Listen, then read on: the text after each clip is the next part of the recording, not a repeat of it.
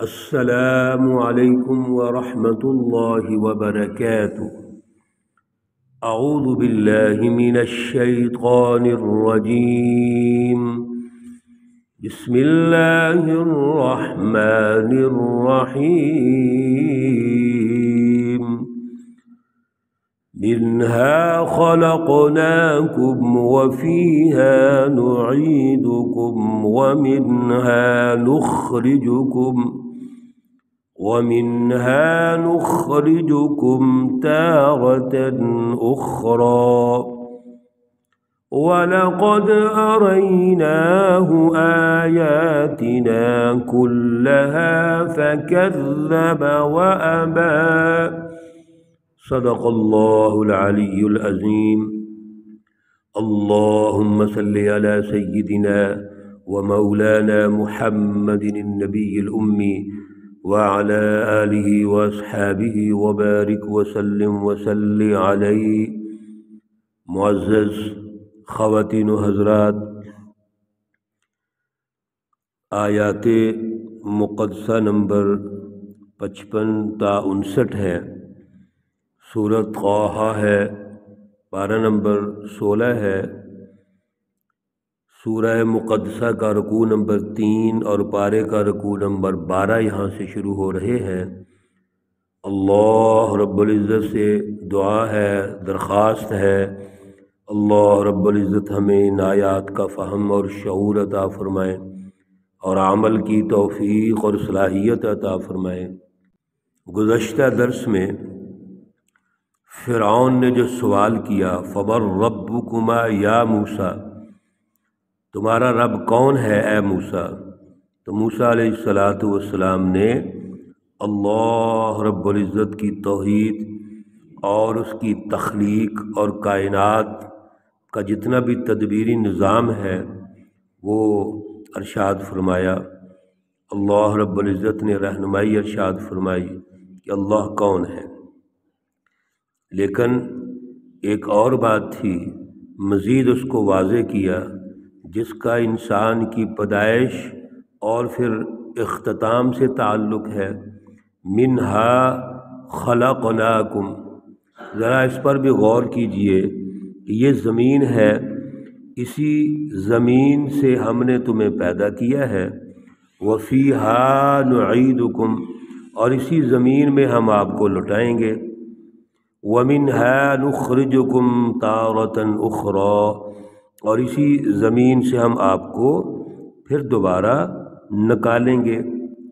یہ جو زمین ہے جس کی پیچھے بات ہو رہی تھی کہ الَّذِي جَعَلَ لَكُمُ الْأَرْضَ مَهْدًا، اس زمین میں اللہ نے تمہارے لیے بچھونا بنایا، ٹھہرنے کی جگہ، رکنے کی جگہ، قیام کی جگہ، اور پھر راستے بنا دیے، پھر نباتات پیدا کر دیں وغیرہ وغیرہ، یہ گفتگو ہوئی تھی۔ اب اس پہ آپ کھاؤ پیو، اپنے جانوروں کو بھی استعمال کرو، چیزیں جتنی بھی ہیں، لیکن ذرا غور کیجئے کہ یہ جو زمین ہے اسی سے ہم نے آپ کو پیدا کیا ہے۔ اللہ رب العزت نے جتنی بھی ہم چیزیں کھاتے پیتے ہیں وہ زمین سے پیدا ہوئیں۔ جب ہم وہ چیزیں کھاتے پیتے ہیں تو اسی سے ذریعے سے انسان کی غذا بنتی ہے، پھر ولادت کا جو سسٹم ہے اللہ نے رکھا ہوا ہے وہ اسی غذا سے ہوتا ہے، تو اسی سے اللہ نے ہمیں پیدا کیا ہے۔ اور پھر اللہ رب العزت فرماتے ہیں کہ ہم آپ کو دوبارہ اس میں لے جائیں گے۔ مرنے کے بعد انسان کو جو ہم دفن کرتے ہیں، اس کی تدفین ہوتی ہے، وہ بھی زمین میں ہوتی ہے۔ پھر یہ جسم دوبارہ زمین میں چلا جاتا ہے اور جا کے اس میں مل جاتا ہے، اور پھر ایک وقت ایسا آئے گا جب اللہ رب العزت ہمیں اس سے نکالیں گے اور ہمیں دوبارہ زندہ فرمائیں گے۔ یہ اللہ رب العزت کا ایک نظام ہے جس کو ہم نے سمجھنا ہے۔ چنانچہ حضرت موسیٰ علیہ السلام یہ گفتگو ارشاد فرما رہے ہیں، وَلَقَدْ أَرَيْنَاهُ آيَاتِنَا كُلَّهَا، اور ہم نے فرعون کو تمام جو آیات ہیں، نشانیاں عقلی، فکری، عملی، وہ سب کی سب اس کو بتا دی۔ فَكَذَّبَ وَأَبَى، اس نے جھٹلایا اور اس نے انکار کر دیا۔ تو حضرت موسیٰ علیہ السلام نے جو بھی اسلوب بہترین ہو سکتا تھا دعوت کا وہ پیش کیا۔ تو فکر پیش کی دعوت میں جو ضروری چیزیں ہوتی ہیں، پھر اللہ کی نشانیاں پیش کی، اور پھر اللہ کی نشانیوں میں یہاں تو بات مختصر کی ہے، دوسری جگہوں پر اللہ رب العزت نے فرمایا کہ اللہ نے حضرت موسیٰ علیہ السلام کو یہ رہنمائی ارشاد فرمائی کہ آپ عصا کو پھینکیں اس کے سامنے، وہ اژدہا بن گیا۔ پھر ید بیضا جو ہاتھ کی نور کی نشانی ہے، بغل میں دیا باہر نکالا تو وہ نور ہو گیا۔ یہ نشانیاں بھی فرعون کو دکھلائی ہیں تاکہ اس کو یقین آ جائے کہ یہ اللہ کے نبی ہیں، کیونکہ کیا کہا تھا انہوں نے کہ ہم تو اللہ کی طرف سے بھیجے ہوئے ہیں، ہم خود نہیں آئے، اللہ کے پیغمبر ہیں ہم۔ جب یہ سارا کچھ فرعون نے دیکھ لیا تو دیکھنے کے بعد، چونکہ وہ تو ہٹ درم تھا، وہ تو اپنے آپ کو رب سمجھتا ہے، تو فَكَذَّبَ، اس نے جھٹلا دیا، اس نے کہا یہ سب جھوٹ ہے، وَأَبَى، اور ماننے سے انکار کر دیا۔ اور اگلی بات کہنے لگا اَجِئْتَنَا لِتُخْرِجَنَا مِنْ أَرْضِنَا بِسِحْرِكَ يَا مُوسَىٰ۔ اصل میں یہ جو موسیٰ ہے یہ جادوگر ہے، اور اس جادو کے ذریعے سے وہ ہمیں ہماری زمین سے نکالنا چاہتا ہے۔ اصل میں ان کا جو ہدف ہے وہ ہماری حکومت کو چھیننا ہے۔ قبطیوں سے اس نے کہا، جو اس کی حکمران پارٹی تھی، آل فرعون تھے، ان سے کہنے لگا کہ ان کے آنے کا مقصد پتہ کیا ہے؟ یہ جادوگر ہیں۔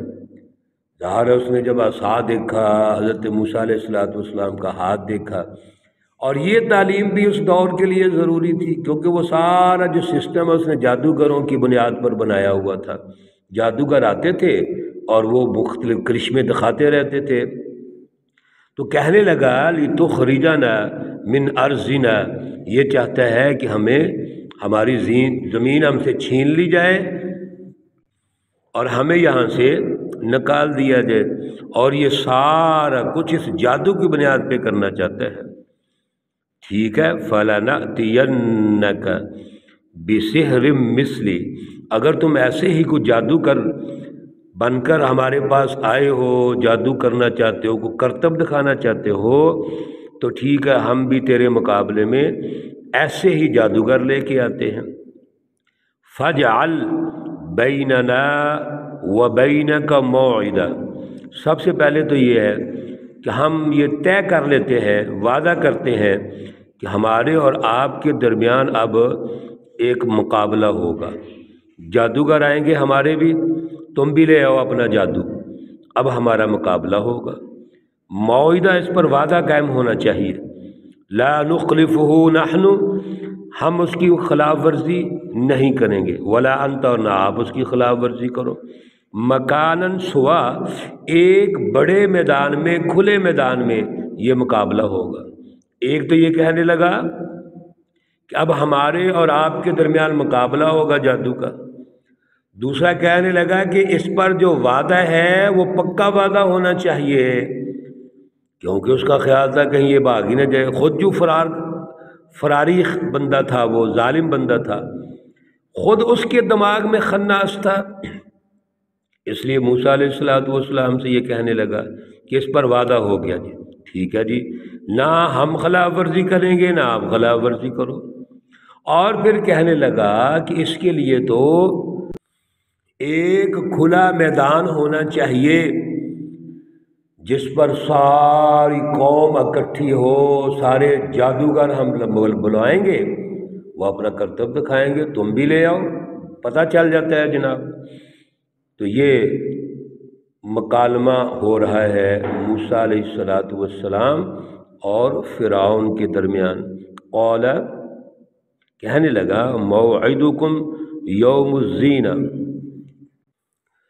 حضرت موسیٰ علیہ السلام نے فرمایا موعدکم یوم الزینہ، ٹھیک ہے یہ جو تم وعدے کی بات کرتے ہو یہ پھر ایسے کر لیتے ہیں کہ یوم الزینہ، زینت یعنی جشن کا جو دن ہے اس دن کے لیے انتخاب کر لیتے ہیں، جس دن آپ کا عید کا دن ہو، جشن کا دن ہو، جس دن سارے لوگ اکٹھے ہوں، اس وقت کا ہم انتخاب کرتے ہیں اور دیکھتے ہیں پھر کیا ہوتا ہے۔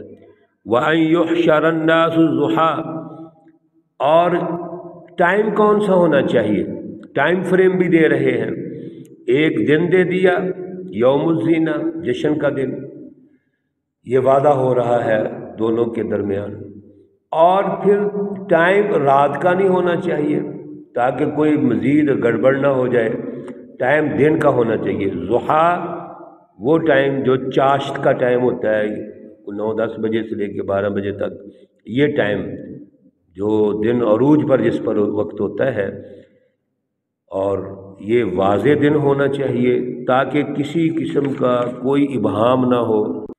اب یہ چیزیں طے ہو جاتی ہیں جس میں دن طے ہو گیا، وقت طے ہو گیا، اور سب سے بڑی بات یہ ہے کہ عوام الناس کا آنا طے ہو گیا۔ جشن کا دن جو ہے میلے کا دن، جو ان کا میلہ لگتا ہے اور جشن کا دن ہے، اس میں سب لوگ آئے ہوئے ہوں گے۔ چنانچہ فرعون نے بھی اس بات کو تسلیم کیا اور دونوں کے درمیان یہ طے ہو گیا کہ اس دن جو جشن کا دن ہے اور اسی طرح کوئی 10-11-12 بجے کا ٹائم ہے، اور اسی طریقے سے سارے لوگ اس میں جمع ہوں، کوئی بندہ پیچھے نہ رہ جائے، سب اس کو دیکھ لیں، اور یہ ماحول قائم کر دیا گیا، وقت طے کر دیا گیا، اور پھر دیکھتے ہیں آگے مقابلہ جو ہوتا ہے، دونوں طرف سے تیاریاں ہوتی ہیں، مقابلہ ہوتا ہے، اور اس مقابلے کی کیا نوعیت ہوتی ہے آگے انشاءاللہ العزیز اگلے درس میں اس کو ہم گزارش کریں گے۔ اللہ رب العزت ان واقعات کے ذریعے سے ہمیں جو سچی رہنمائی ہے وہ اس کو سمجھنے کی توفیق اور صلاحیت عطا فرمائے، اور آج کے دور میں اس سچی رہنمائی سے ہمیں اپنا عمل و کردار پیدا کرنے کی توفیق عطا فرمائے۔ اللہ رب العزت تمام مرحومین و مرحومات کو جنت الفردوس میں اعلیٰ مقام عطا فرمائے۔ اللہ رب العزت تمام بیماروں کو شفائے کاملہ عاجلہ مستمرہ عطا فرمائے۔ اللہم یا احل المشکلات، یا رافع الدرجات، یا دافع البلیات، یا کافی المہمات، یا مجیب الدعوات، یا ارحم الراحمین، یا ارحم الراحمین، یا ارحم الراحمین۔ ربنا تقبل منا إنك أنت السميع العليم وتب علينا إنك أنت التواب الرحيم، وصلى الله تعالى على النبي الأمي محمد وعلى آله وأصحابه أجمعين برحمتك يا أرحم الراحمين۔ السلام عليكم ورحمة الله وبركاته۔